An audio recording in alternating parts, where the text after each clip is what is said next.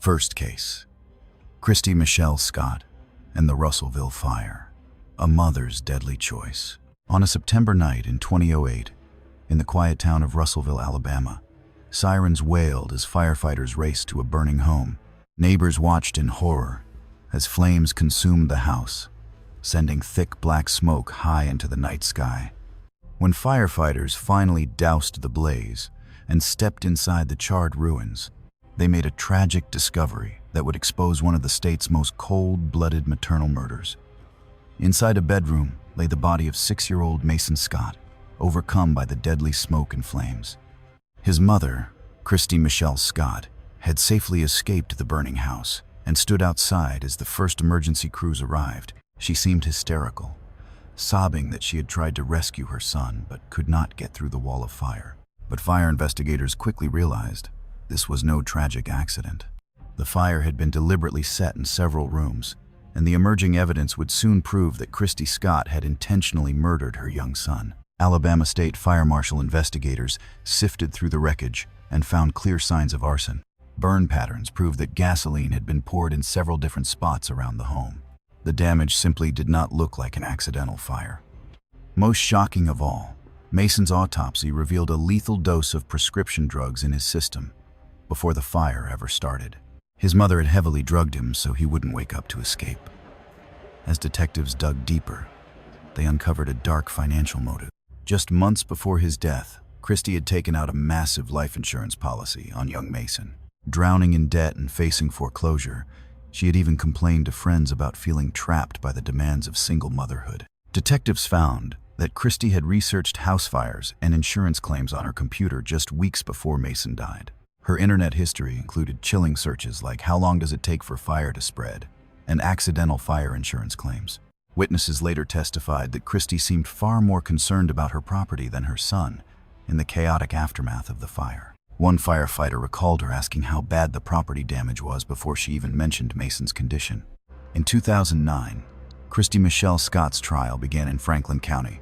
Prosecutors laid out a mountain of evidence, from premeditated murder to that massive life insurance policy, the chilling computer searches, the toxic autopsy report, and the undeniable physical evidence of arson, along with expert testimony proving Christy had carefully planned and executed her own son's death. The defense argued the fire was accidental and that the boy had somehow taken the pills himself, but the evidence was simply insurmountable. The jury deliberated for only a few hours before finding Christy Scott guilty of capital murder.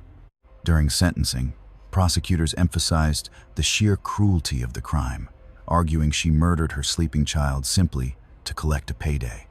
The jury recommended the death penalty, and the judge agreed with their decision. Sentenced to death, Christy Michelle Scott now resides on death row at the Julia Tutwiler Prison for Women in Wampa, Alabama. She has exhausted almost all her appeals, with every single one denied. At 48 years old, she awaits execution for the murder of 6-year-old Mason, a child whose life was cut short in the flames because his mother valued insurance money over his life. Case 2. Patricia Blackman, the Dothan betrayal, and an adoption that ended in a horrific murder. In May of 1999, in Dothan, Alabama, Patricia Blackman called 911, reporting that her 2-year-old adopted daughter, Dominica O'Brien, was completely unresponsive. When paramedics arrived, they found the little girl already dead with highly suspicious injuries. Her tiny body told a heartbreaking story of unspeakable abuse. She had suffered severe blunt force trauma, showing signs of brutal beatings along with long-term neglect and systematic abuse. This innocent toddler, placed with Patricia through the foster care system in hopes of finding a loving family, had instead met with torture and a violent death. The police investigation soon revealed that Patricia had been abusing Dominica for months. The 2-year-old had been repeatedly beaten and denied food, while suffering cruel punishments. Medical examiners determined Dominica died from severe trauma suffered during one final, brutal beating. Other kids in Patricia's home reported witnessing her explosive, violent outbursts directed at Dominica. They remembered hearing the toddler constantly crying while Patricia screamed at her. Neighbors had also heard suspicious noises but never called the police, a tragic silence that ultimately cost Dominica her life.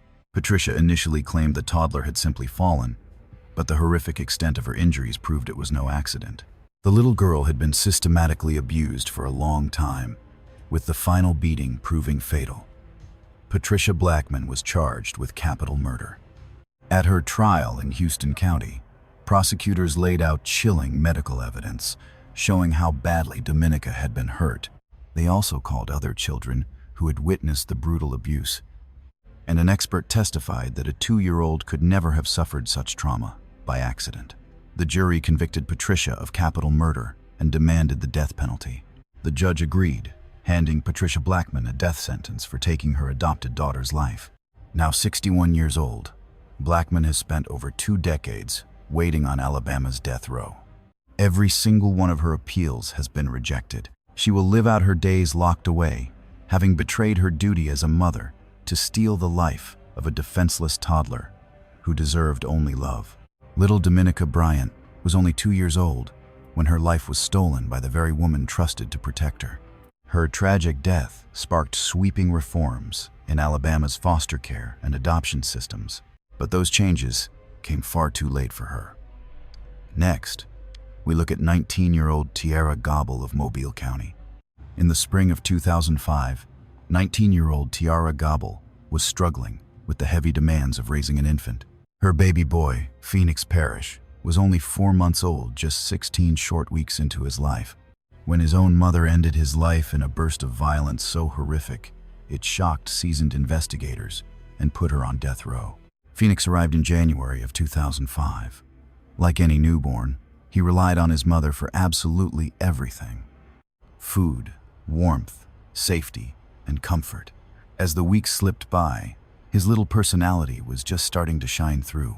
He smiled at the faces he knew and watched the world move around him. He was just discovering his hands and tiny feet, reaching milestones just like any other healthy baby boy. But on May 19th, 2005, that innocent life was violently cut short. At around 3:15 in the afternoon on May 19th, Tiara Gobble called 911 from her home, crying that her infant son was unresponsive and not breathing. Dispatchers heard her screaming and sobbing in the background as they desperately tried to talk her through infant CPR. First responders rushed to the scene within minutes, finding Tiara attempting CPR on her baby, but the experienced medics saw right away that the little boy had already been dead for hours. Rigor mortis had already begun to set in, meaning he died long before the 911 call. But what truly disturbed deputies was the obvious trauma on the baby's small body. Without even a medical exam, it was clear the 4-month-old had suffered terrible, fatal injuries. His head was clearly injured, and his tiny, limp body suggested severe damage on the inside. Little Phoenix was pronounced dead right there. What started as a medical emergency quickly shifted to a suspicious death inquiry, and soon, a homicide case. Dr. Leroy Riddick, the pathologist who performed the autopsy, found physical trauma that pointed to only one horrifying truth: the baby had been violently shaken and hit with brutal, deadly force. Phoenix suffered from severe abusive head trauma, which was once called shaken baby syndrome. His brain had been severely damaged from the violent shaking. When an infant is shaken, the brain whips back and forth inside the skull, tearing blood vessels, bleeding, and swelling rapidly. For little Phoenix, the massive injuries meant he never stood a chance. But the baby wasn't just shaken. He had impact wounds, showing his head had been struck or slammed against a hard surface. The combined force left him with such extreme brain damage that he likely blacked out instantly and died a very short time later. Dr. Riddick also discovered older injuries scattered across the infant's body. He had healing rib fractures. At least 3 ribs had been broken weeks earlier and were slowly mending. There were also fading bruises across his skin, proving he had been beaten repeatedly over several weeks. Dr. Riddick laid this all out during the trial. Those broken ribs were at least 2 to 3 weeks old, and the bruising patterns pointed to constant, recurring abuse. Finally, on May 19th, a massive assault took his life. This wasn't a sudden mistake by an overwhelmed mother who snapped just once. It was a prolonged pattern of torture that ended in murder. The medical facts were undeniable.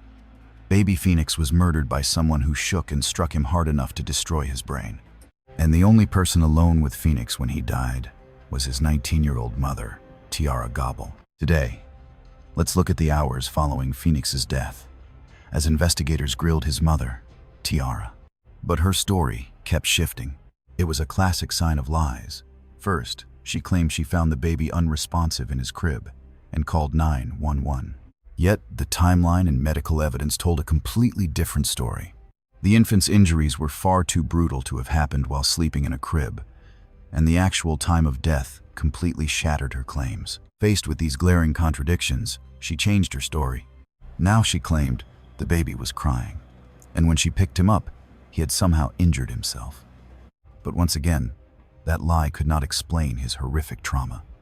Finally, after hours of intense grilling, she cracked and admitted she shook the inconsolable baby to stop his crying. She insisted it was an accident, claiming she only wanted silence and did not know shaking an infant was so dangerous. But detectives knew she was holding back. The sheer damage to his body pointed to something much worse than shaking. The child had been brutally beaten or slammed, and older, healing wounds revealed a horrific, long-term pattern of abuse. As investigators dug deeper into her past, they uncovered a dark portrait of a highly isolated and angry young mother, completely overwhelmed by parenthood and prone to sudden, violent outbursts of rage. People close to her revealed she complained constantly about how difficult her son was, venting repeatedly that she just could not make him stop crying. Some recalled her saying chilling things like, "I cannot take this anymore, and sometimes I just want him to shut up." Yet, nobody ever alerted the authorities. No one stepped in to offer her any parenting help or temporary relief. And the baby paid the ultimate price.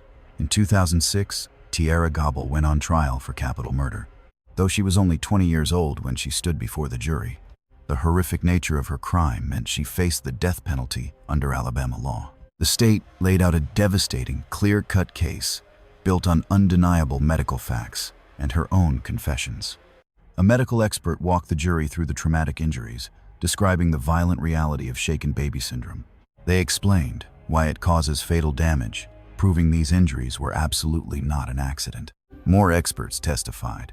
Specialists confirmed that only extreme force could cause this level of trauma, completely ruling out a normal fall or rough play. Only deliberate, severe violence could explain the damage. And then came proof of past abuse. Evidence of old rib fractures and deep bruising showed the infant had suffered long before the final fatal attack. Let's examine how detectives took the stand, recounting her web of lies and her ultimate confession. Those who knew her testified about her bitter complaints and the anger she directed at her baby. Her defense team, fighting a losing battle, faced a mountain of evidence. With her guilt practically undeniable, they shifted focus, arguing she never truly intended to kill her young son. They painted her as a desperate, struggling young mother who made a fatal mistake and did not deserve execution. Psychologists testified about the extreme, crushing weight of teen motherhood, speaking on postpartum depression and how relentless crying triggers severe stress. She needed psychiatric help, they argued, not death. But prosecutors hit back, arguing that no amount of stress could ever excuse her actions. She had endless chances to ask for help or call her family, to take the child to a hospital, to do anything other than violently assault her helpless baby. And those old healing injuries proved this was no sudden snap. It was a pattern of horrific abuse. The prosecutor reminded the courtroom that the 4-month-old baby cried simply because that is what infants do. They cannot say they are hungry, tired, or uncomfortable. Crying is their only language, and every parent understands that. It is incredibly stressful, yes, but billions of parents handle crying children daily without resorting to murder. Instead, she chose violence, shaking her son with such brute force that she literally destroyed his brain. She chose to strike him, and he died solely because of those choices. After a 2-week trial, the jury deliberated for under 5 hours before returning a verdict of guilty. With the conviction secured, Tiara Gobble now faced the death penalty. During sentencing, prosecutors argued that despite her youth, she had committed the most unspeakable crime imaginable: the murder of a defenseless baby. She deserved the ultimate punishment.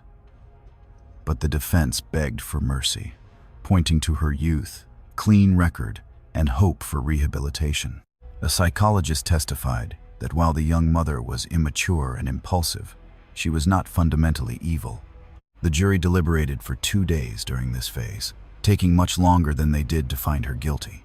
The long hours showed the deep struggle over whether to send a 20-year-old woman to death row. Finally, they reached their decision: death.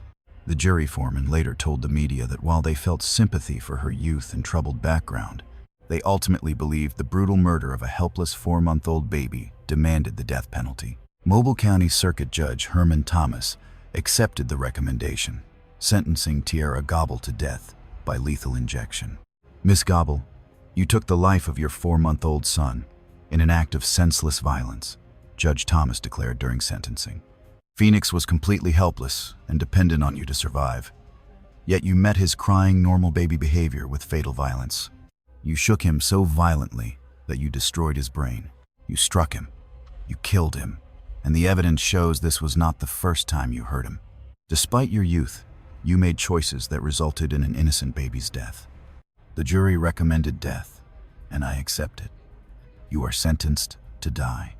Hearing this, Tiara Gobble broke down in tears. Guards led her away to begin what would become a decades-long stay on death row. Today, Tiara Gobble is in her late 30s and has spent nearly 20 years on Alabama's death row.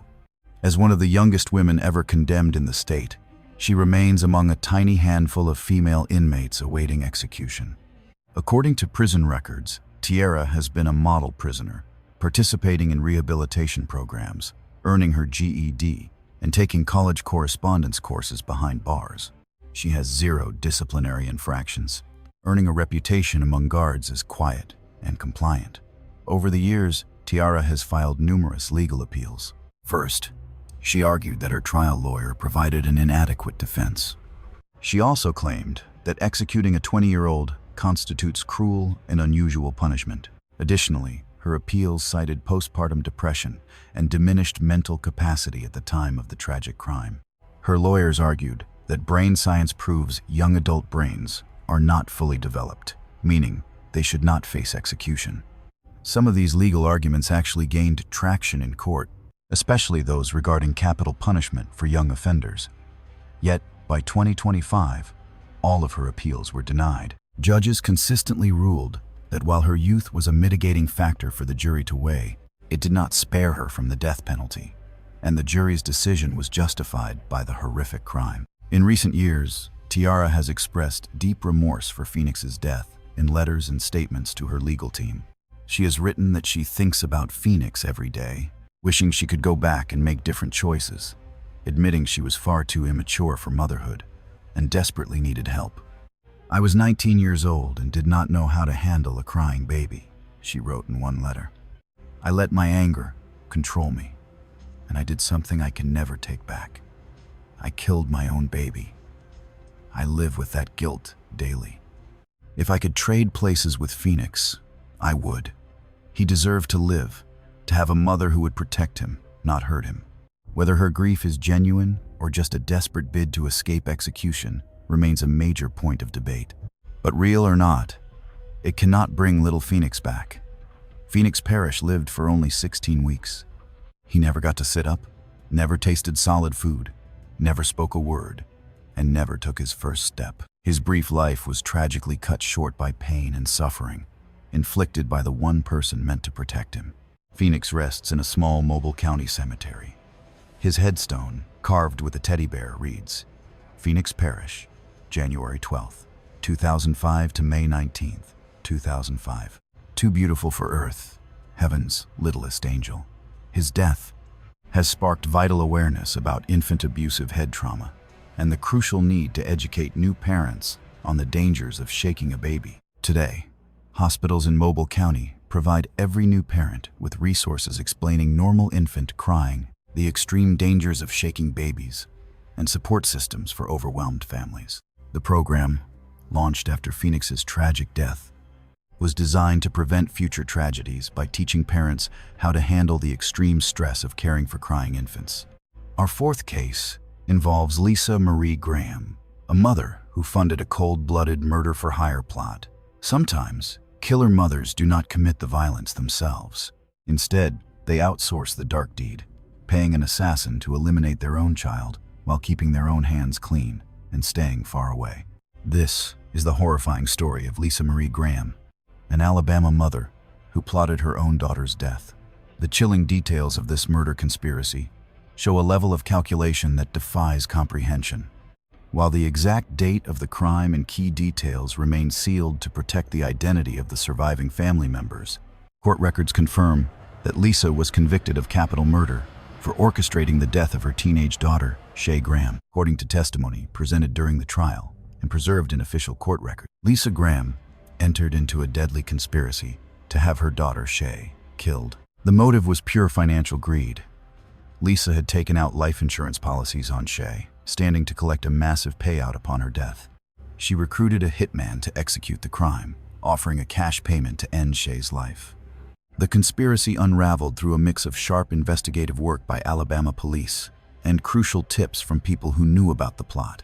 The dark plot was executed, and young Shay Graham lost her life to violence orchestrated by her own mother.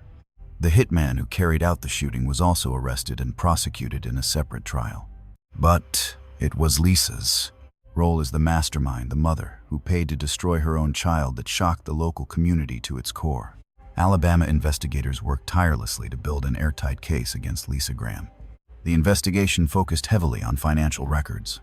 Detectives painstakingly traced cash transactions between Lisa and the hired hitman, documenting payments that matched the planning and execution of the murder.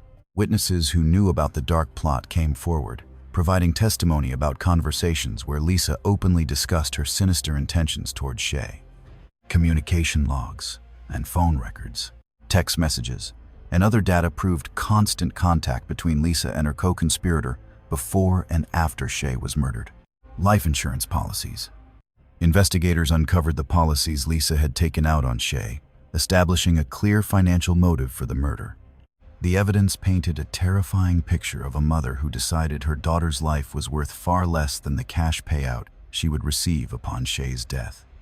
Lisa Marie Graham was charged with capital murder for hire, specifically killing another human being for financial gain. Under Alabama law, this severe charge made her eligible for the death penalty. During her trial, prosecutors laid out the murder for hire plot, proving to the jury that Lisa had recruited a hitman to kill Shay. She had offered payment for the execution and provided key information that made the murder possible.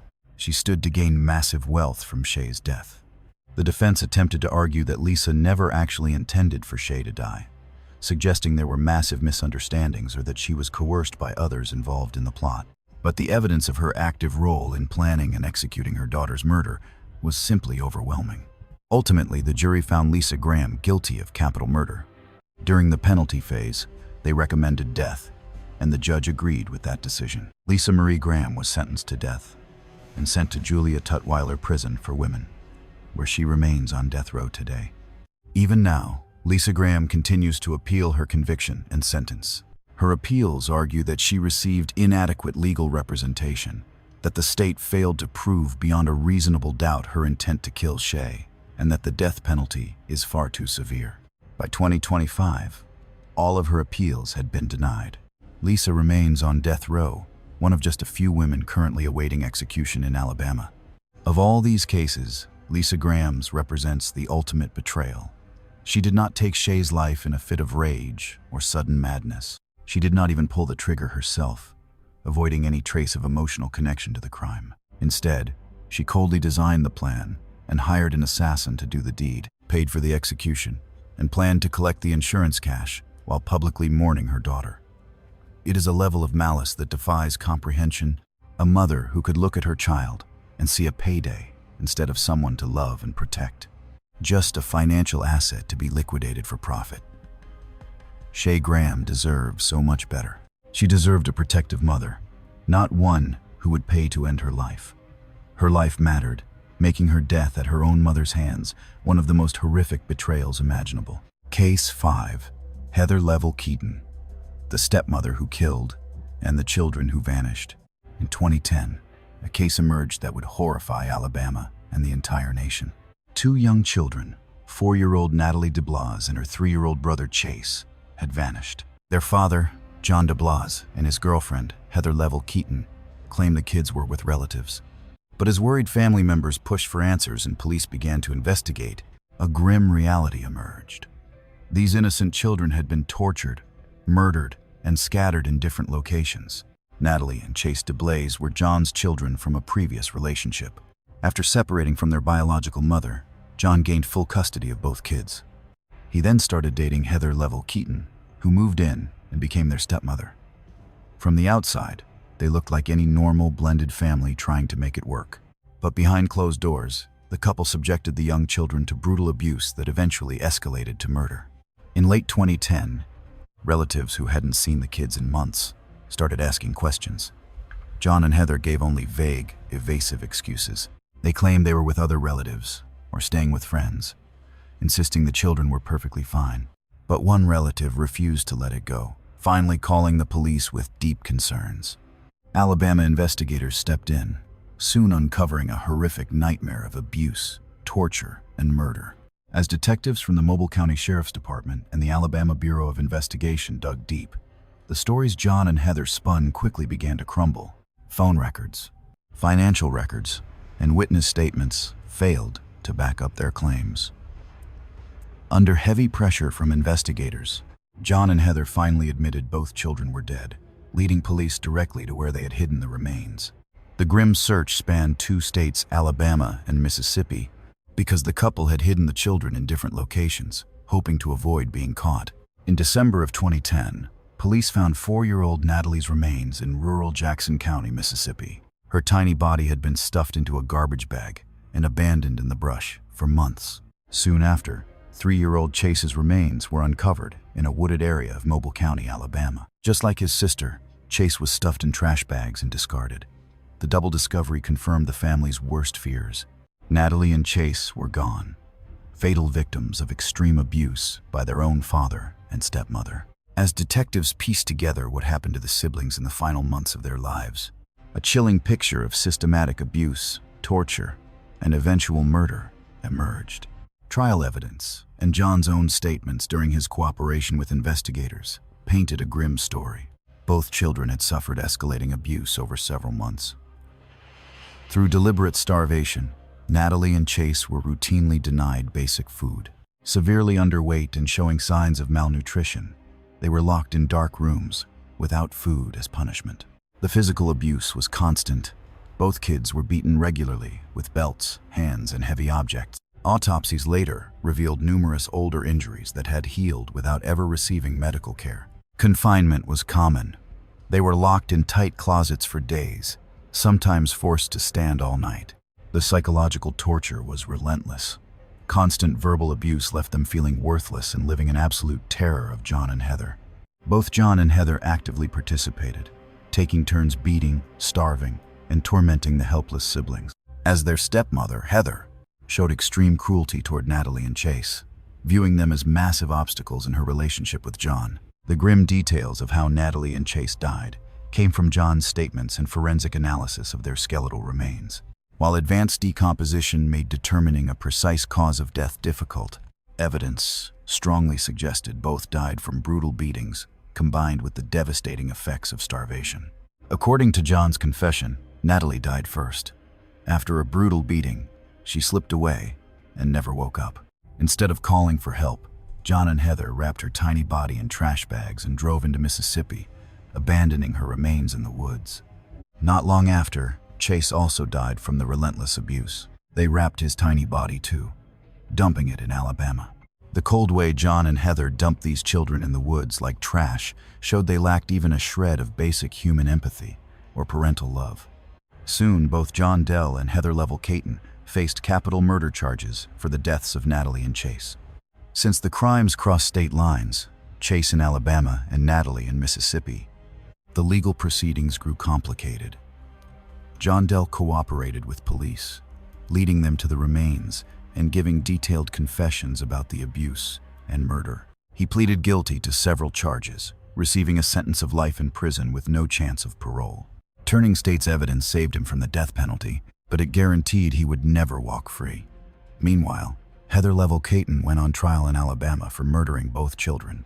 Prosecutors brought forward a mountain of evidence, proving she actively took part in the systematic torture and murder of Natalie and Chase. First, they heard John's chilling testimony about her active role in the abuse. Next came gruesome forensic evidence from the crime scenes and the children's remains, and finally, statements from eyewitnesses who saw the kids' deteriorating physical condition, alongside expert testimony detailing the sheer scale of the abuse they suffered. Ultimately, the jury found Heather guilty of capital murder. In the sentencing phase, the prosecution argued she deserved the death penalty for torturing and killing two defenseless children she was supposed to protect. The jury agreed, recommending death. The judge upheld the recommendation, sentencing Heather Cotton to die by lethal injection. Today, she sits on Alabama's death row inside the Julia Tutwiler Prison for Women. She has filed several appeals, but every single one has been denied. She remains one of the very few women on death row in Alabama, while John Dell serves out his life sentence in a state facility. He will never walk free. Natalie Dell was only 4 years old when her life was taken. She loved to color and draw. Though shy, she had a radiant smile. She should have started kindergarten just 1 year after she was killed. Instead, her tiny body was abandoned in the Mississippi woods, tossed aside like trash by her own father and her stepmother-to-be. Chase Blaze was only 3 years old when he died. He loved toy trucks and playing outdoors. He trailed his big sister everywhere, completely adoring her. He should have grown up, gone to school, made friends, and lived a full life. Instead, he was tortured, killed, and abandoned in the Alabama woods. Today, both children rest side by side in an Alabama cemetery. Their headstone reads Natalie Dell, 2006-10, and Chase Dell, 2007-10. Together forever, God's angels. No more pain. This tragic case sparked major reforms in how Alabama tracks missing children and investigates cases where kids suddenly vanish from their neighborhoods. Their tragic deaths ignited national discussions about protecting vulnerable children in split families and why it is absolutely vital for extended relatives to stay active in their lives. Yet, no legal reform can ever bring these children back. They endured horrific torture, dying in terror and agony, betrayed by the very people who should have kept them safe. Case 6.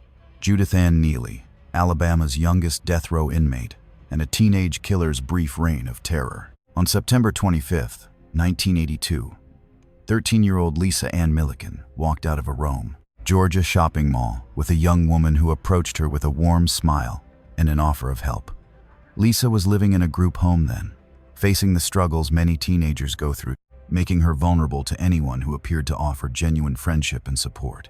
The young woman who lured her away was 18-year-old Judith Ann Neelley. What Lisa believed was a helping hand turned out to be the beginning of a 3-day nightmare of unimaginable torture and ultimately a brutal murder that shocked the country, making Judith the youngest woman ever sentenced to death in American history. To comprehend Judith Neelley's actions, you have to look at her toxic marriage to her husband, Alvin Neelley. She married Alvin when she was only 15, and he was 26, an 11-year age gap defined by manipulation and control. Alvin was a hardened career criminal with a long history of violence, theft, and abuse. Soon after marrying, the couple launched a violent crime spree across the American Southeast, committing armed robberies, kidnappings, and brutal assaults. Alvin acted as the dominant force, and Judith later argued she was completely under his sway, forced by sheer terror to obey his every command.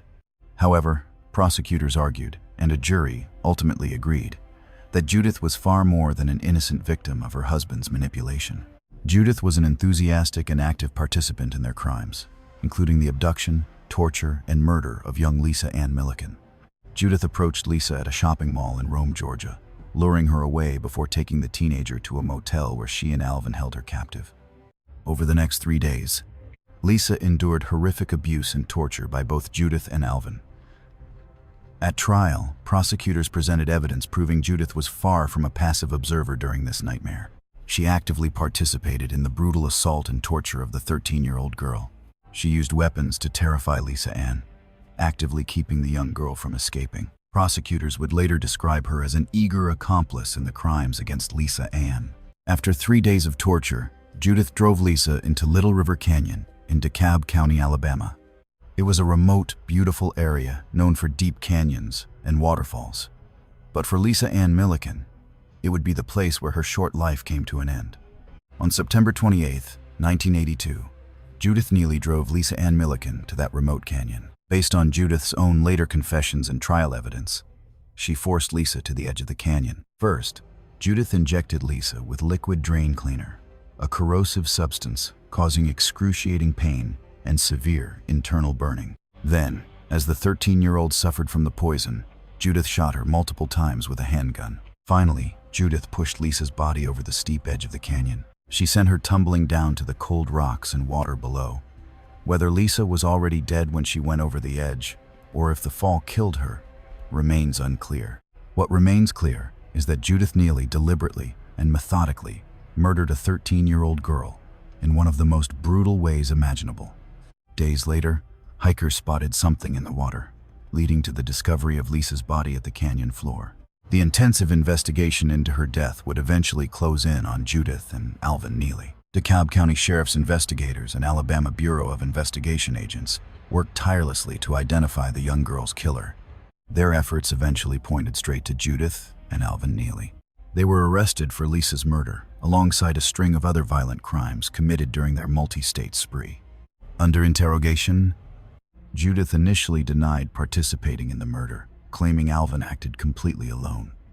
However, the emerging evidence told a very different story. Witnesses who saw them together identified Judith as the exact person who had lured the girl away from the mall. Crime scene forensics also directly tied Judith to the canyon. Eventually, faced with overwhelming proof, Judith admitted to her role in the horrific crime. Yet, she maintained she acted solely under Alvin's tight control, claiming she was forced into these atrocities, painting herself as a victim of his psychological abuse and manipulation. This claim of coercion became the centerpiece of her defense. Judith Neelley's trial began in Fort Payne, Alabama, inside the DeKalb County Circuit Court in 1983. The case drew national headlines. At just 18 years old, Judith faced the death penalty for the brutal murder of 13-year-old Lisa Ann Milliken. The prosecution, led by District Attorney Richard Egu, built a meticulous, devastating case proving Judith's guilt. First came the kidnapping evidence. Witnesses recounted seeing Judith approach and walk away with Lisa at the Georgia Mall.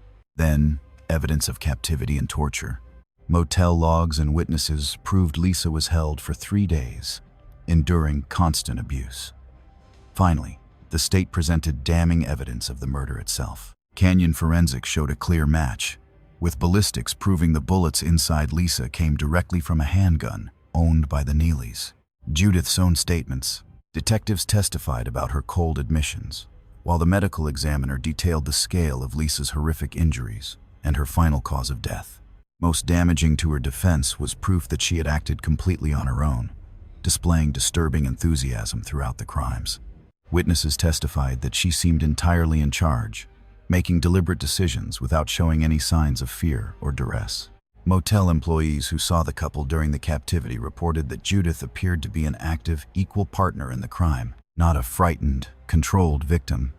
Her defense team, led by Robert French, argued aggressively that Judith was entirely under Alvin's control, brainwashed by years of severe abuse and heavy manipulation. They introduced expert testimony on battered woman syndrome, with psychologists claiming Judith was psychologically broken and totally dominated by Alvin. They painted him as entirely dominant. The court heard testimony about their 11-year age gap, Alvin's violent criminal history, and his abuse toward a very young Judith. Her defense stressed that she was just 15 when she married Alvin, and only 18 now legally, an adult, but barely, but mentally still developing. However, the prosecution countered by showing Judith had multiple opportunities to escape her husband's control, had acted completely on her own during the crimes, and showed absolutely zero remorse. The state argued that youth and a controlling marriage were no excuse for torturing and murdering an innocent 13-year-old girl. Prosecutor Agu argued that while Judith Neelley might have been influenced by Alvin, she still made her own choices. She chose to approach young Lisa Milliken at that mall. She chose to torture that child for 3 days, drive her to Little River Canyon, and inject her with corrosive drain cleaner. She chose to pull the trigger. She chose to hurl her body into the deep canyon. At every turn, Judith chose sheer cruelty, torture, and murder. After weeks of grim testimony, we saw the jury find her guilty of capital murder. With that conviction, she was now facing a possible death sentence. During the sentencing phase, jurors heard more about the gruesome details, the 3-day torture of a helpless 13-year-old girl, the cold, calculated execution, and the utter lack of mercy shown to Lisa, while the defense begged for life without parole, pointing to her youth and her husband's control. They brought in experts to analyze her mental state, arguing that executing someone who was so young during the crime would be unjust. After deliberating on her fate, the jury ultimately recommended a sentence of life without parole. If the judge accepted this recommendation, it meant Judith would spend her remaining days behind bars, spared from the death chamber. But as you and I look at Alabama law back then, judges could override jury decisions in capital cases, a rule since abolished. Judge Randall Cole decided to use this override power. Ignoring the jury's recommendation of life without parole, Judge Cole sentenced Judith Neelley to death in the electric chair, making her the youngest female on death row in the United States at the time. The crime committed by Judith Neelley was so heinous, so atrocious, that I cannot in good conscience sentence her to anything but death, the judge stated. A 13-year-old girl was kidnapped, tortured for 3 days, poisoned, shot, and cast into a canyon. The defendant showed zero mercy to Lisa Milliken, and this court will show absolutely none to her. She was transported to the Julia Tutwiler Prison for Women, locked away on death row for the next 17 years. Judith Neelley spent 17 years on death row, becoming one of the longest-serving female condemned prisoners in American history. During those years, every single one of her appeals was flatly denied. It seemed her execution was inevitable. But in 1999, in one of his final acts, Alabama Governor Fob James made a controversial decision that deeply outraged Lisa's family. He commuted her death sentence to life in prison without any possibility of parole. The governor cited several factors. Starting with her youth, she was only 15 when she married Alvin and began the crime spree. He also raised questions about whether she was completely dominated and controlled by her husband. Additionally, he pointed to the jury's original recommendation of life, which the trial judge had overridden. And finally, he expressed deep concerns about executing someone for a crime committed at just 18. This commutation sparked instant fury. Lisa's family was devastated, feeling that true justice had been completely stolen from them. Victims' rights groups protested fiercely, arguing her age did not excuse the murder, and she should face the ultimate punishment determined by the court. Prosecutor Richard Agu spoke out, calling it a travesty of justice, stating she tortured and murdered a 13-year-old child. He said she showed no mercy, remorse, or humanity, yet after a fair trial, she was sentenced to death. The governor overrode the courts and the will of the people, victimizing Lisa's family once again. But the decision was final. Judith's sentence became life without parole, and she was moved off death row into the general prison population. Under Alabama's rules, this commuted sentence eventually made her eligible for parole. Today, you and I can see her stand before the board, repeatedly begging for freedom. At every single hearing, Lisa's grieving family arrives to fight her release, reminding the board of the horrific torture and murder of their 13-year-old girl. The parole board has rejected Judith's release at every turn. Board members consistently point to the unspeakable cruelty of her crimes, her lack of real remorse, and the endless suffering of the victim's family as their reasons. Judith Neelley might have been young when she committed these atrocities, but that doesn't erase the suffering of young Lisa Ann Milliken. As one board member noted during a hearing, a 13-year-old girl was tortured for 3 days and killed in the most horrific way. Judith Neelley can spend the rest of her life behind bars, which is far more mercy than she ever showed her victim. Judith, now in her early 60s, remains locked up at Julia Tutwiler Prison for Women, where she has been for over 40 years. She is one of Alabama's longest-serving female inmates. Records show she has taken part in prison programs and kept a mostly clean disciplinary record during her decades behind bars. Lately, she has claimed to feel remorse, though many wonder if her regret is real or just a calculated act. In a 2020 letter to the parole board, Judith wrote, "I was a child when I met Alvin, and he controlled every aspect of my life. I did terrible things under his influence, things I can never take back. Lisa Ann deserved to live a full life, and I took that from her. I've spent 40 years in prison thinking about what I did, and I'll carry that guilt forever." Despite these words, the board has consistently voted to keep her locked up. She will face them again, eventually. Meanwhile, Alvin Neelley was tried separately. He was convicted and handed a life sentence, eventually dying of natural causes in 2005, without ever expressing a shred of regret. His death shattered Judith's defense that she was still under his spell, stripping away one of her main excuses for the horrors she committed. Lisa Ann Milliken was only 13 years old when her life was violently cut short by Judith and Alvin Neelley. She was just a vulnerable girl who trusted the wrong people and paid for it with her life. Today, Lisa rests in Georgia, where her family has lovingly tended to her grave for more than 40 years. Her headstone features a photo of her smiling face and the words, "Lisa Ann Milliken, 1969 to 1982. Gone too soon. Forever in our hearts." Since then, Lisa's family has fought hard for victims' rights, speaking at parole hearings, and pushing for stronger laws to protect vulnerable children. They refuse to let Lisa's story fade, working tirelessly to keep her killer behind bars. Lisa was a sweet, bright girl who had her entire life ahead of her. Her aunt recalled at a parole hearing, she never got to graduate high school, attend college, marry, or raise children. She missed out on every milestone of adulthood because Judith Neelley chose to torture and murder her. No prison sentence can bring Lisa back. But keeping Judith behind bars ensures she can never destroy another child's life. Case 7. Christy Marie Sipple, the mother who sold her own daughter.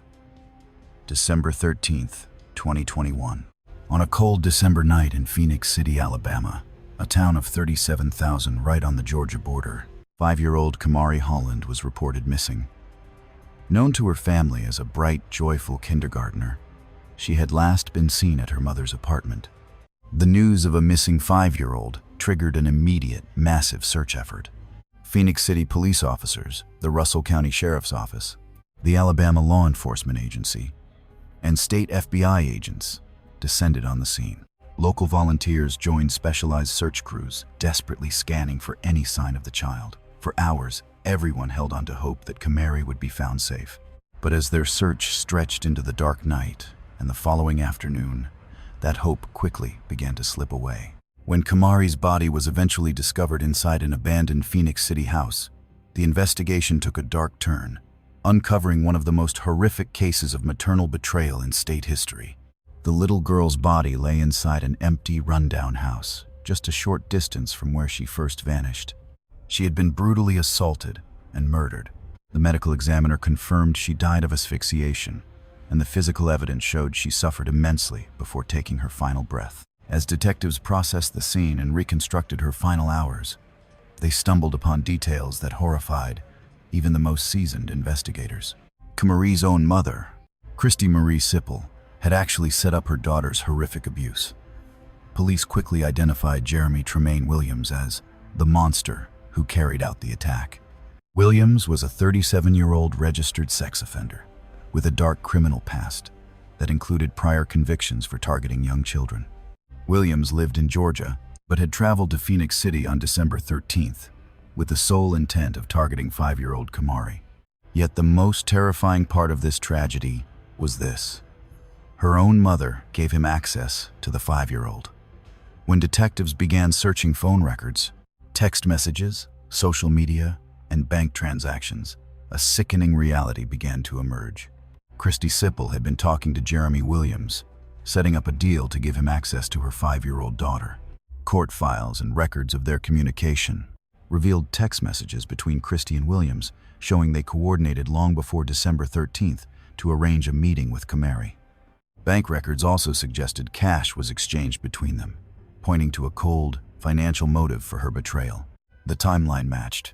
Detectives proved Christy let Williams into her home and handed over Kamari, fully aware he was a registered sex offender. In short, Christy had trafficked her own 5-year-old little girl to a predator. Whether she realized Williams' plan to murder Kamari is still heavily debated, but she absolutely knew she was putting her daughter in danger by letting a monster near her.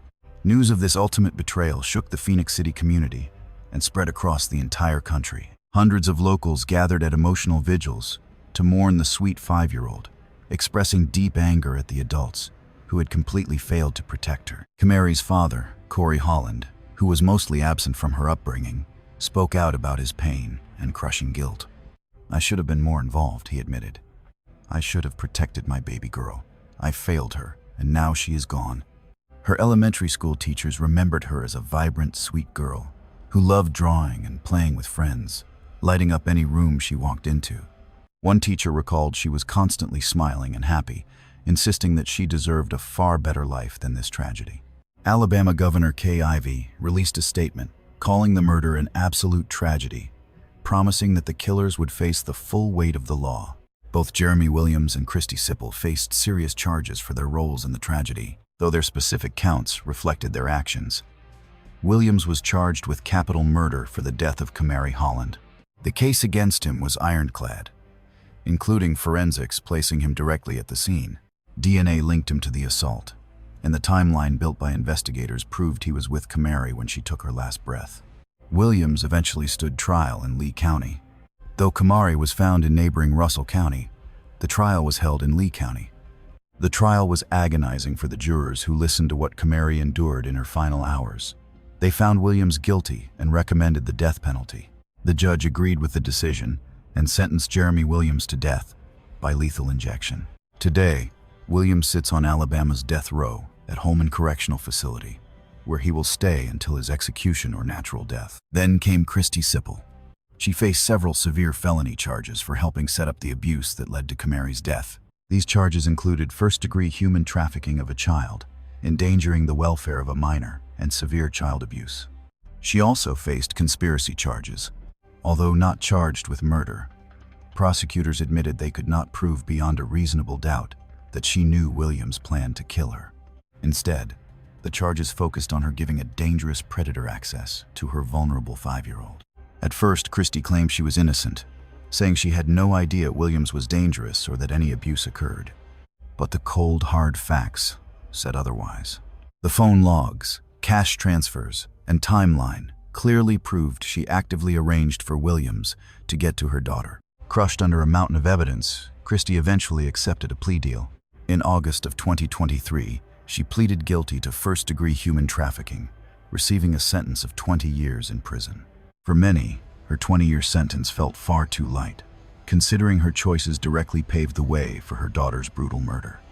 Victim advocates and grieving family members were outraged that Christy would one day walk free after selling her own little girl to a monster. An advocate stated that Christy knew exactly what she was doing, handing a 5-year-old over to a known predator for cash, which ultimately cost Kamari her life.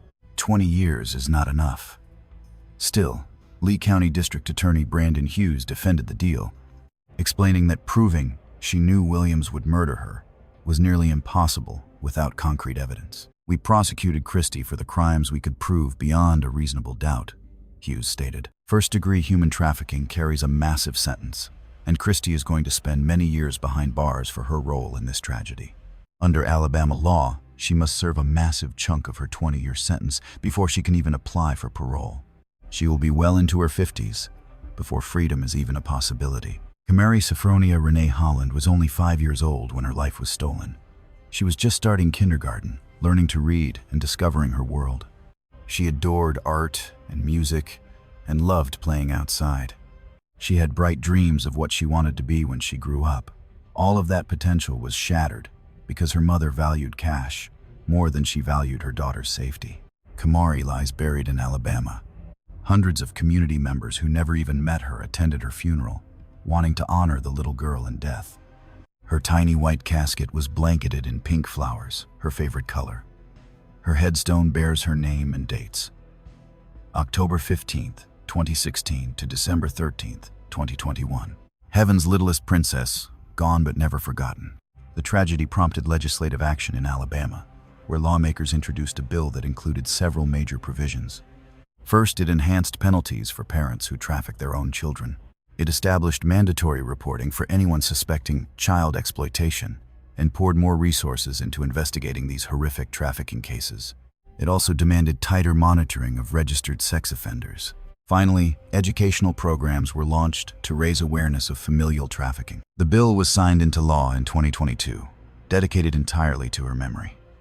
No child should ever suffer what she endured.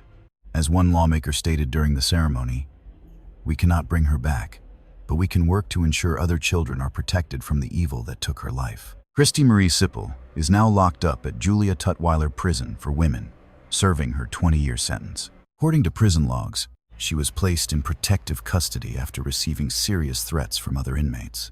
Inmates who harm children are universally despised behind bars, especially mothers who betray their own. Sources claim Christy has expressed deep remorse, though many highly doubt her sincerity, viewing it as a cheap ploy to boost her parole chances when she becomes eligible. Meanwhile, Jeremy Tane Williams sits on death row at Holman Correctional Facility.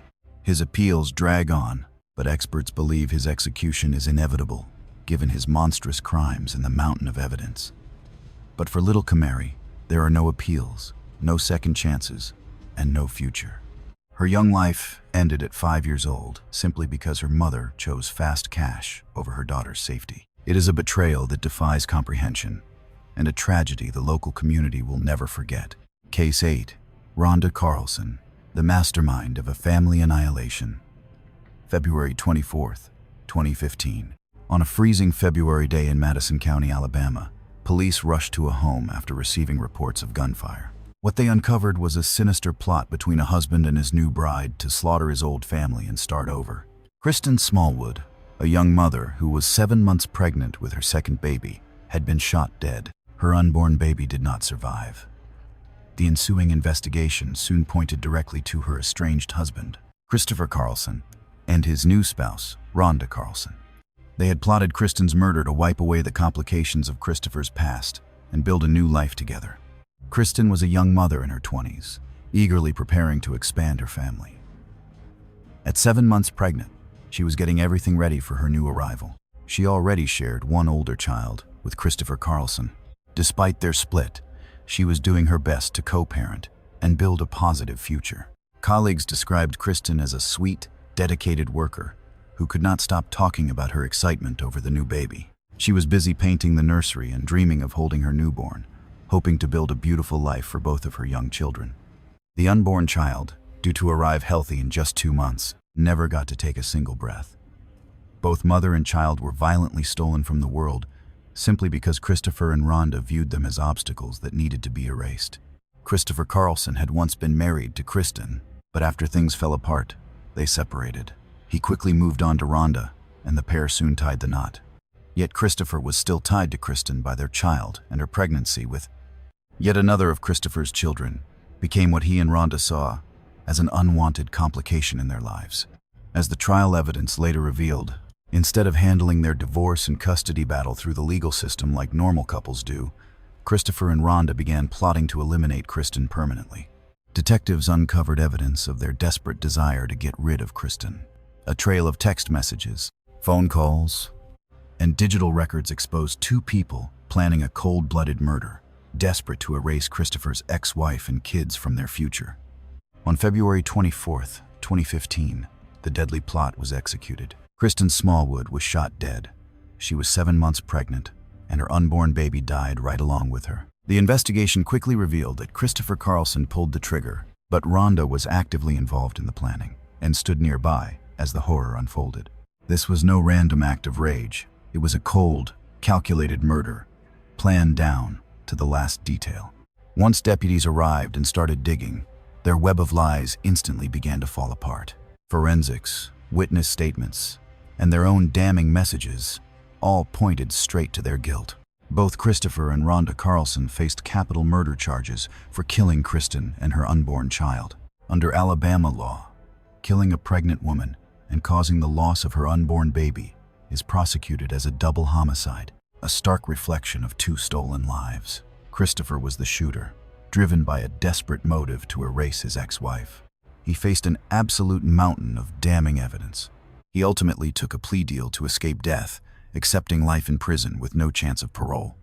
Rhonda chose to fight, taking her chances at trial while prosecutors laid out the details of the conspiracy. They showed the jury records of the couple discussing their desperate wish to get rid of Kristen. There was clear proof that Rhonda fully supported and helped shape the plot to kill her. Witnesses placed her near the scene on that fatal day, while experts explained how conspiracy makes accomplices just as guilty. Her defense team argued that since Rhonda never pulled the trigger, she shouldn't be blamed for the murder. They tried to paint Christopher as a lone wolf, claiming Rhonda had no idea what he planned to do. But the prosecution shattered that defense, proving that under state law, anyone who plans a murder and takes active steps to help carry it out is just as guilty, even if they never physically commit the act themselves. Rhonda's incriminating messages, her active planning, and her presence at the scene cemented her role as an accomplice to capital murder. The jury convicted Rhonda Carlson of capital murder, ultimately recommending life without parole instead of the death penalty. The judge accepted their recommendation. Rhonda Carlson was sentenced to life without parole for her critical role in the conspiracy to kill Kristen and her unborn baby. Today, both Christopher and Rhonda are locked away for life in separate Alabama state prisons. Neither of them will ever walk free. Christopher is locked in a men's facility, left to contemplate the fact that he slaughtered his unborn baby and the mother of his children. Rhonda is locked up at the Julia Tutwiler Prison for Women.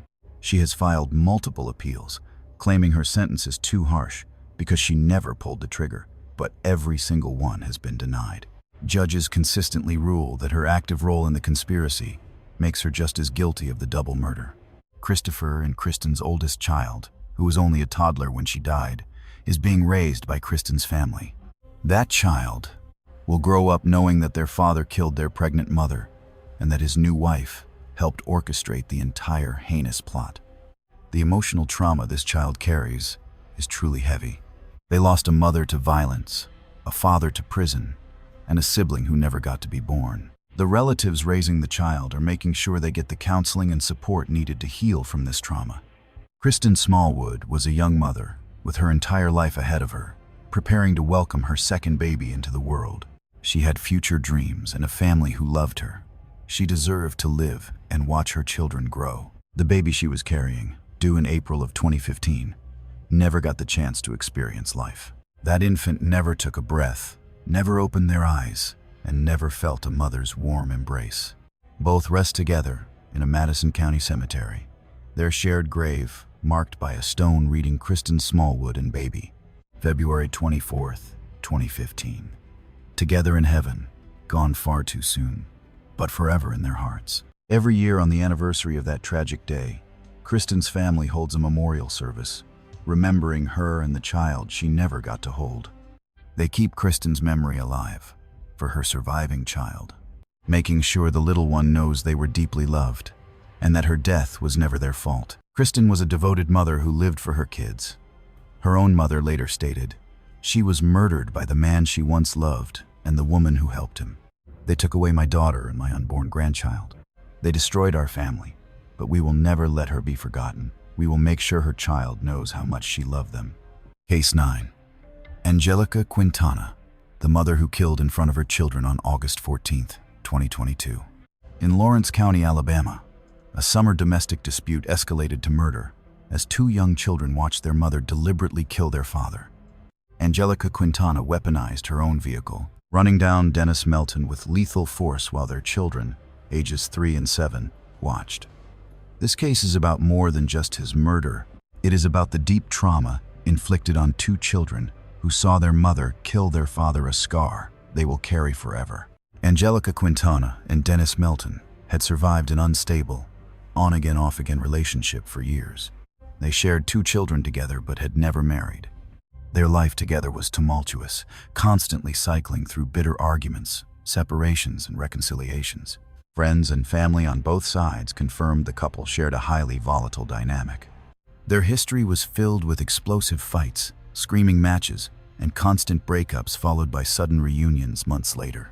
By August 22, the relationship was heavily strained once again. The couple was constantly fighting over custody, tight finances, and the daily struggles of raising their 2 children. But on August 14th, their fighting turned deadly. That afternoon, Angelica and Dennis locked into a vicious, heated argument.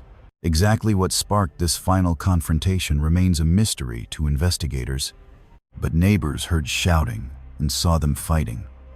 Tragically, the children, ages 7 and 3, were standing right there. The little ones watched the fight, unaware they were about to witness a horror that would haunt them forever. Court testimony and trial evidence later revealed the dark turn of events. Mid-argument, Angelica climbed into her SUV with Dennis standing nearby. Instead of driving off to cool down, she made a fatal decision. She intentionally aimed the car and hit Dennis, striking him with crushing force. The impact threw Dennis down, causing catastrophic and lethal injuries. Angelica drove right over him, inflicting even more severe trauma. Their 7- and 3-year-old kids watched in pure horror as their mother ran down their father. Neighbors heard the children screaming. The oldest child desperately ran to help Dennis, while the younger siblings stood completely frozen in shock. Terrified onlookers immediately dialed 911 for emergency assistance.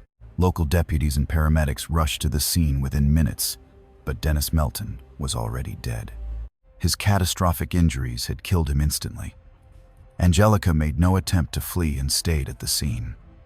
Onlookers said she looked stunned by her own actions, yet she never tried to help Dennis or comfort her crying kids. Responding officers immediately placed her under arrest. The most devastating part of this tragedy is the deep psychological trauma left on those 2 young children. Doctors who later evaluated the children diagnosed them both with severe post-traumatic stress disorder from that horrific day. The 7-year-old, who fully understood the horror, soon suffered from terrible nightmares, anxiety, and behavioral issues. They became deeply withdrawn, stopped playing, and struggled in school, constantly asking their therapist, "Why did mommy hurt daddy? And was it my fault?" Meanwhile, the 3-year-old, too young to understand death, began wetting the bed and clinging to caregivers, developing a paralyzing fear of cars. The toddler would scream in terror whenever buckled in, linking vehicles to the nightmare of their father's death. Child psychologists on the case pointed out that witnessing such intense domestic violence, especially a brutal murder, inflicts some of the deepest psychological scars a child can suffer. In one devastating second, these kids lost both parents, one to the grave, the other to prison. They saw a level of horror no little kid should ever witness, leaving them with scars they will carry forever. Dr. Sarah Mitchell, the psychologist treating them, testified that the children literally watched their mother murder their father. That horrific image is burned into their minds. Even with years of therapy, they will likely struggle with trust and relationships forever. The mental destruction Angelica Quintana brought upon her own flesh and blood is simply immeasurable.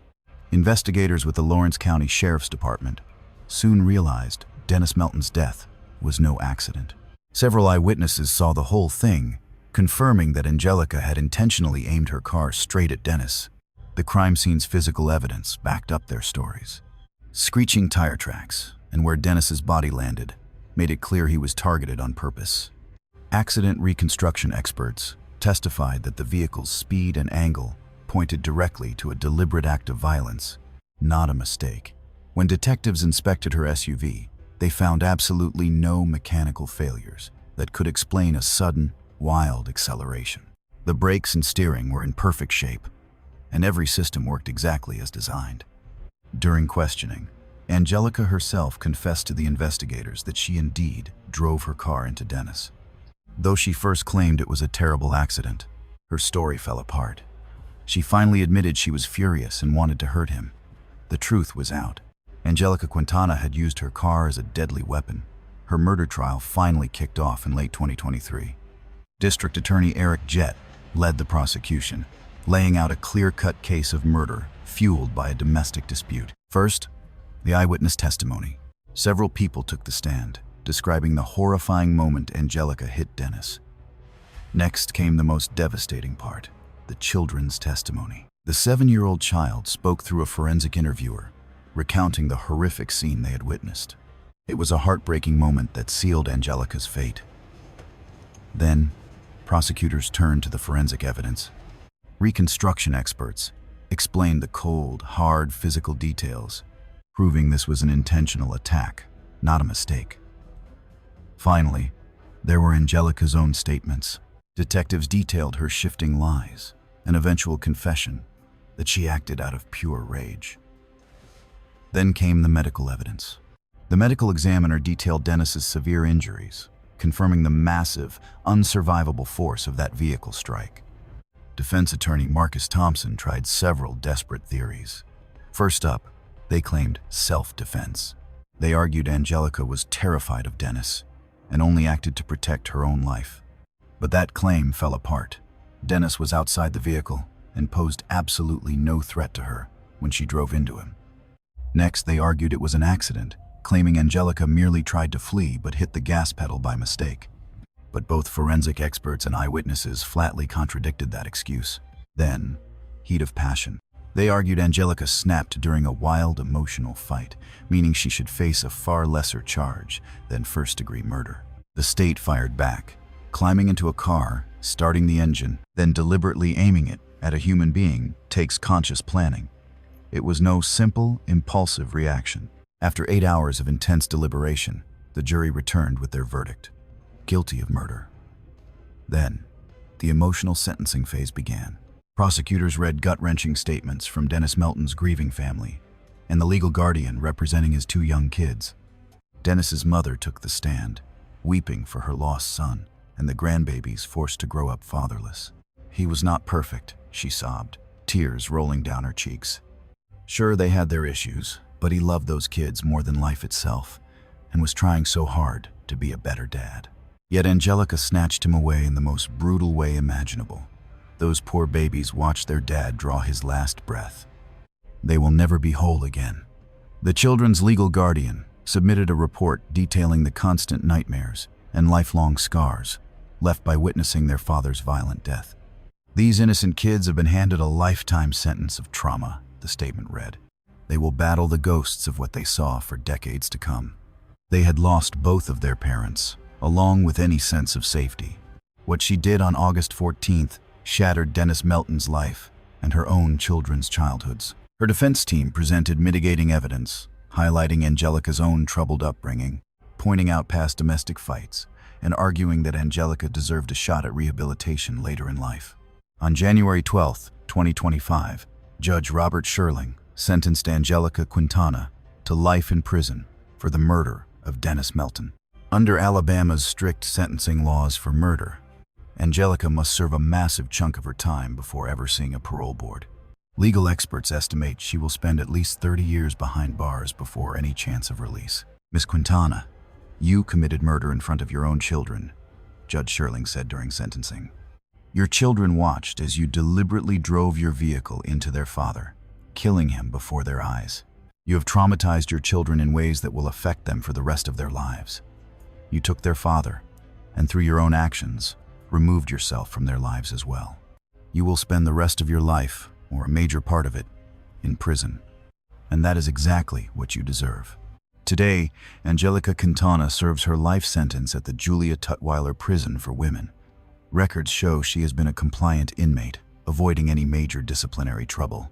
Reports from the prison suggest she attends counseling sessions and has expressed deep regret for her crime, especially for the horrific trauma she caused her kids by killing their father right before their eyes. In letters written to the chaplain, which were later shared with the court, Angelica wrote, "I destroyed my children's lives.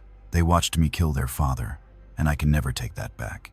I think about them every single day and wonder if they can ever forgive me, or if they will spend their whole lives hating me for what I did. Whether the children will ever want to see their mother again is still unknown.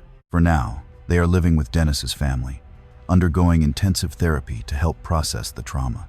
Today, Dennis Melton's kids are 8 and 4 years old. They are being raised by their grandmother in another Alabama county, far away from the crime scene. Both attend regular therapy sessions, and their grandmother says they are slowly starting to heal, though it is a long road ahead. The older sibling, now 8, has started asking why it happened, and if they could have somehow stopped it. These are common questions for kids who survive violence. Therapists are trying to help the child realize they are not to blame and that their mother was wrong. The younger one, now 4, has few direct memories of that day, but still shows signs of trauma, like fearing cars and separation anxiety. These kids are survivors, their grandmother said during an interview. They have endured what no child ever should, but they are strong and receiving the support they need. We speak of their father often to keep his memory alive, and we explain what happened in age-appropriate ways. Dennis would want his children to grow up happy and healthy, and we worked toward that every single day. Dennis Melton was 32 when he died. A construction worker, he was remembered by friends as a hard worker, devoted to his young kids. Though his relationship with Angelica was troubled, loved ones said he was trying his best to be a good father. Today, Dennis rests in Lawrence County. His headstone reads, Dennis Ray Melton, May 15, 1990 to August 14, 2022. Devoted father, gone too soon. Forever watching over your children, his mother cares for the grave, bringing fresh flowers and taking the kids to visit their dad's resting place. She even made memory scrapbooks for each child, filled with family photos, stories, and letters Dennis wrote when they were infants. My son made mistakes, but he did not deserve to die, Dennis's mother said. And his children never deserved to watch it happen. Angelica took their dad away in the most brutal way, but we will make sure his kids know he loved them and keep his memory alive. Case 10. Ya Pride and the brutal beating of Caden Garner on October 5, 2020, in Mobile, Alabama. One autumn day in 2020, emergency dispatch received a panicked call about an unresponsive 3-year-old child who was not breathing. When paramedics from the Mobile Fire Rescue Department arrived at the apartment, they discovered 3-year-old Caden Garner with catastrophic, fatal injuries. The little boy had been beaten so viciously that his small body simply could not survive. The person responsible for inflicting those terrible injuries was not his biological mother. Instead, it was his father's girlfriend, Yake Pride, who was babysitting Caden during the fatal assault. Caden Garner was born in 2017 in Mobile, Alabama. He was a happy, active toddler who loved playing with toy trucks and hanging out with his dad. Like other 3-year-olds, Caden was forming his personality, learning new words daily, and exploring the world around him with a child's natural curiosity. Caden's parents had separated, and his father held primary custody of him. When Caden's father started dating Yao Pride, she became a regular presence in the boy's life, often watching him while his father worked. But instead of protecting a vulnerable 3-year-old, Yake would end Caden's life in a burst of violence that shattered the Mobile, Alabama community. On October 5, 2020, Caden was left with Ya Pride while his father was at work. According to the police timeline, at some point during that day, Yauri subjected Caden to a violent, fatal beating. What exactly triggered such horrific violence remains completely unclear. Throughout the investigation and trial, Yaik claimed she was only trying to discipline Caden because he was misbehaving. But those severe injuries went far beyond any normal discipline. This was a savage assault on a defenseless 3-year-old. Medical evidence proved that Caden had been struck repeatedly with incredible, crushing force. The toddler suffered blunt force trauma to his head, chest, and limbs, causing severe internal bleeding and massive organ damage. A 3-year-old is simply too small and fragile to survive such relentless, brutal violence. When Ya finally called for emergency medical help, it was already too late. Paramedics tried desperately to revive Caden, but his injuries were completely unsurvivable. He was rushed to the University of South Alabama Children's and Women's Hospital, where he was pronounced dead. Dr. Mark Levin performed the autopsy and documented severe injuries that only a deliberate, forceful assault could have caused. His graphic testimony at trial was incredibly difficult for everyone in the courtroom to hear. Caden suffered blunt force trauma to his head, causing brain bleeding and swelling, alongside torso injuries from being kicked or struck with massive force. He bore deep bruises, cuts, and extensive internal damage. This child was beaten to death, Dr. Levin testified grimly. He testified that the documented injuries required substantial force, far exceeding anything that could be called discipline or an accident. Someone had beaten the 3-year-old with enough force to cause fatal internal trauma. This was no accident. This was a brutal, fatal assault. The medical examiner also found that some of Caden's injuries were in different stages of healing, suggesting this was not the first time he had been abused while in Yike's care. Mobile police detectives conducted intense, lengthy interviews with Ya Pride in the hours immediately following the boy's death. Her story constantly shifted as investigators confronted her with evidence that directly contradicted her claims. At first, Ya claimed Caden had simply fallen and hurt himself while playing, and she just found him that way. But the sheer severity of Caden's trauma made that explanation physically impossible. A 3-year-old does not get these kinds of injuries from a simple fall. Confronted with the hard medical evidence, Yarrick finally changed her story. She confessed to disciplining Caden for misbehavior, but claimed she never meant to hurt him so severely. She admitted she lost her temper and struck the boy multiple times, but claimed she did not realize how badly he was hurt until he stopped breathing.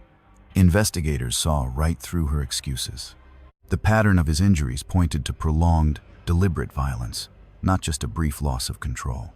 Caden had been beaten over and over with enough force to kill him. This was not an accident or one bad blow. It was a prolonged attack on a helpless child. Ya Pride was formally charged with felony murder in the tragic death of Caden Garner.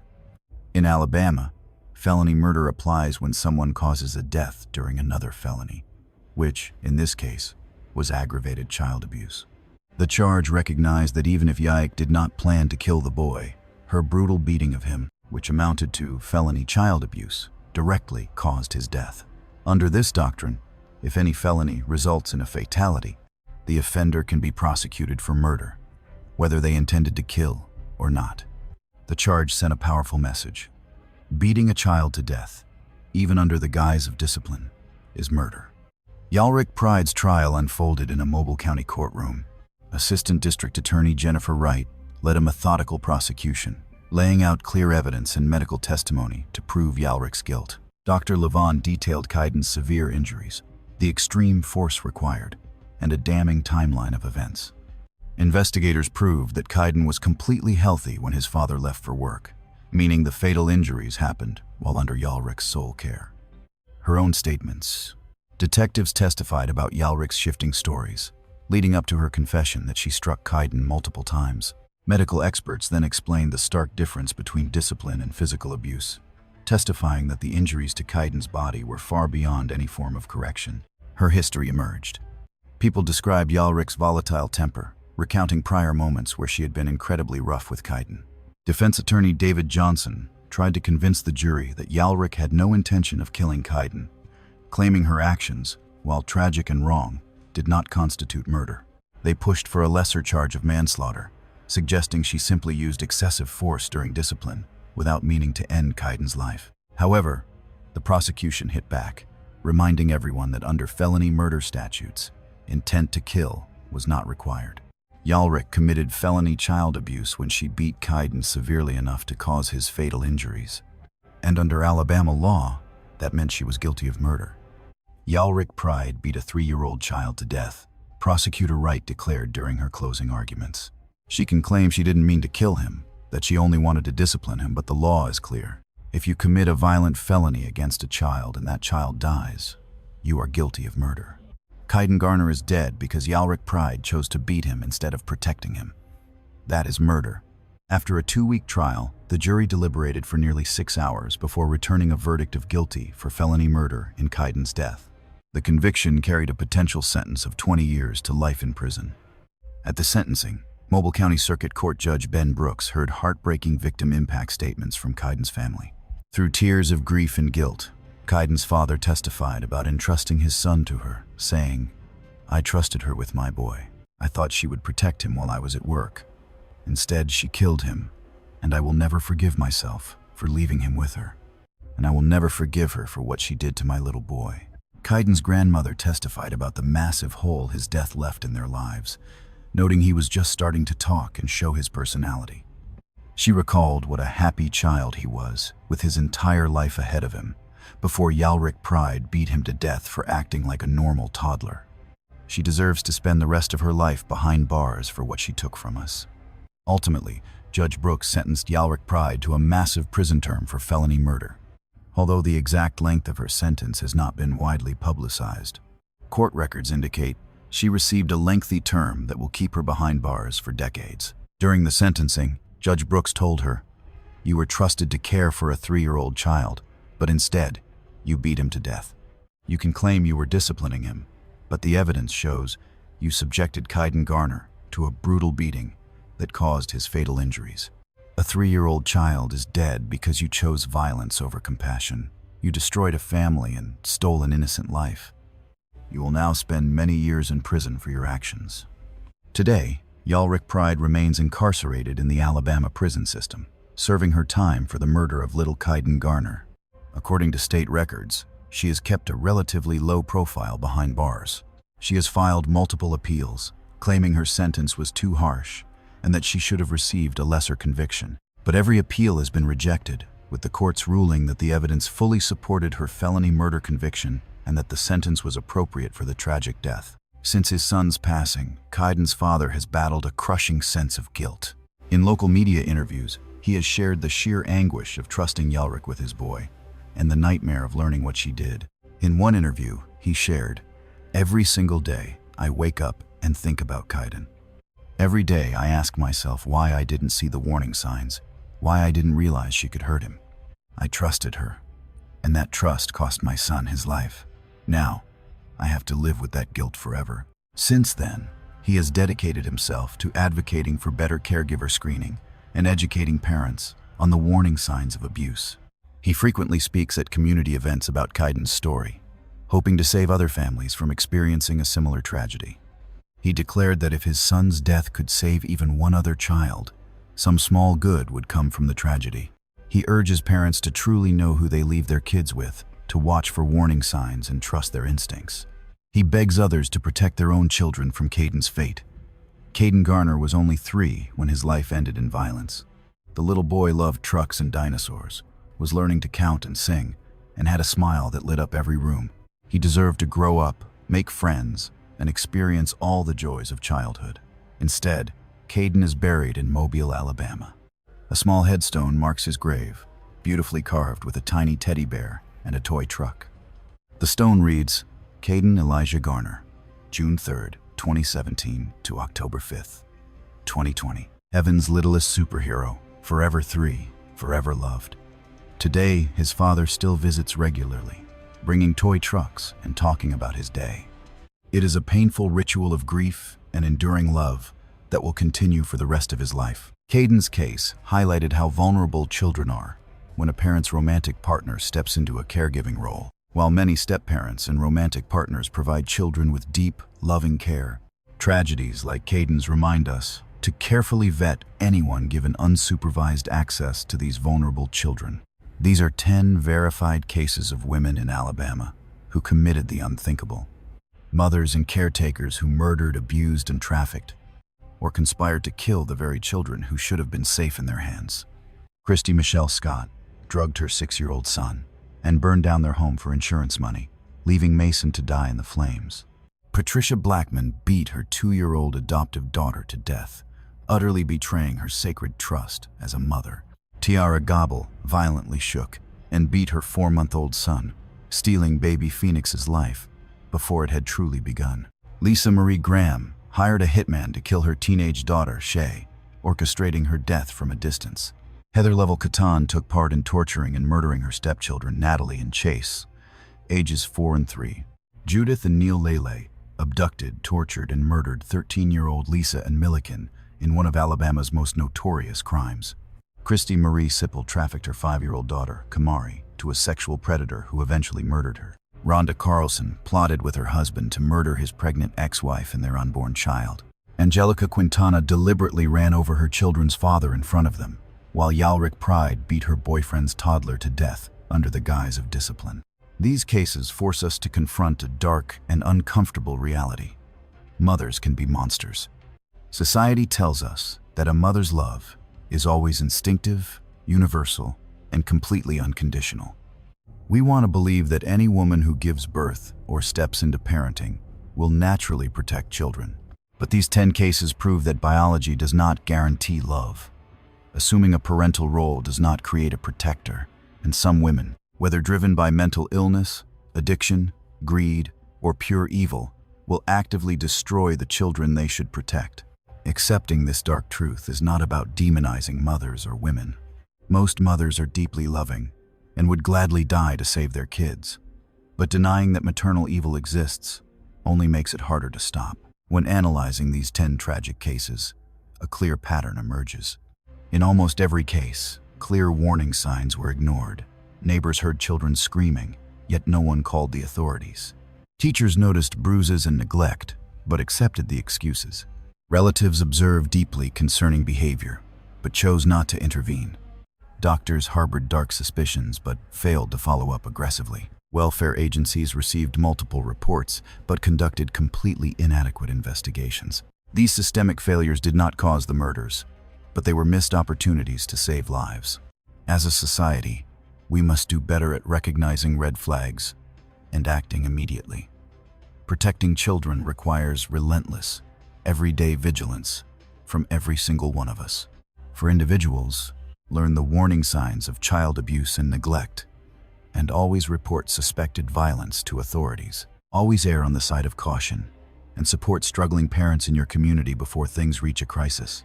Stay actively involved in children's lives, because isolation only makes abuse easier. Trust your instincts when something feels wrong. As we conclude, remember that this story is not about the 10 women who committed these crimes. This story is about the children. Mason Scott, a little boy who loved dinosaurs and dreamed of studying them. Dominica Bryant, who deserved a loving adoptive home but found only torment. Phoenix Parrish, whose life was cruelly stolen when he was only 16 weeks old. Shay Graham, whose own mother valued her death more than her life. Natalie and Chase, who endured unimaginable horror before they died. Lisa and Milliken, a vulnerable teenager who trusted the wrong person. And Kamari Holland, a kindergartner betrayed by her mother to a predator. Kristen Smallwood and her unborn baby, both murdered just so a man could start a new life. Dennis Melton, brutally killed right in front of his traumatized children. And Caden Garner, beaten to death by his caregiver. These are the names that must be remembered. These are the lives that truly mattered. These victims deserved far more than the tragic hands they were dealt. If there is one lesson to take away, it is this: every child deserves protection, and every adult has a duty to provide it. This has been one of the heaviest stories Cold Case Time has ever told. The research was emotionally exhausting. The stories, absolutely heartbreaking. Documenting the suffering of innocent children felt almost unbearable, but these stories have to be told. These children must be remembered. These women's heinous crimes must be documented and exposed to help prevent future tragedies. The 10 women profiled in this documentary are now behind bars in Alabama prisons. Some await execution on death row. Others will grow old and die inside. Not a single one will ever walk free again. But above all, young lives were stolen. Families were shattered, and entire communities left traumatized.